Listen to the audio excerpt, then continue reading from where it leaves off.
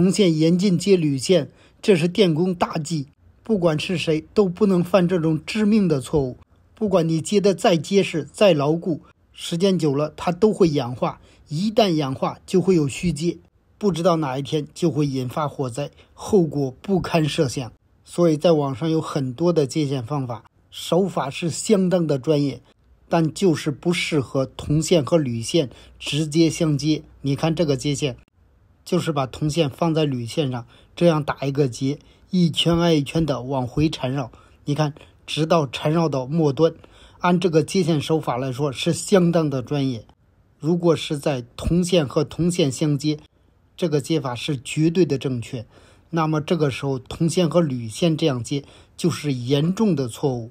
你看最后还要把这个线给它回折一下。如果你是电工，你会这样接吗？你要是带徒弟的话，你会教给他这样接吗？